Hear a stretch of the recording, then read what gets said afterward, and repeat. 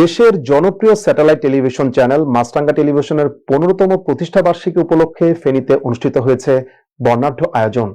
এতে প্রশাসনের কর্মকর্তা, সাংবাদিক, ব্যবসায়ী ও বিভিন্ন শ্রেণী পেশার মানুষ অংশ নেন। ফেনী থেকে আলাউদ্দিন সবুজের প্রতিবেদনে বিস্তারিত। রাঙ্গাতে এলো মাছরাঙা, এই স্লোগানকে সামনে রেখে গৌরবময় 15 বছর পূর্তি উদযাপন করেছে দেশের জনপ্রিয় স্যাটেলাইট টেলিভিশন চ্যানেল মাছরাঙা টেলিভিশন। এ উপলক্ষে বৃহস্পতিবার বিকেলে ফেনী প্রেস ক্লাবে আয়োজিত অনুষ্ঠানে সভাপতিত্ব করেন মাছরাঙা টেলিভিশনের ফেনী প্রতিনিধি জমির বেগ। প্রধান অতিথি ছিলেন অতিরিক্ত জেলা প্রশাসক রিফাত আসমা। বিশেষ অতিথি হিসেবে উপস্থিত ছিলেন অতিরিক্ত জেলা পুলিশ সুপার সাইফুল ইসলাম এবং শহর ব্যবসায়ী সমিতির সাধারণ সম্পাদক মুশফিকুর রহমান পিপুল।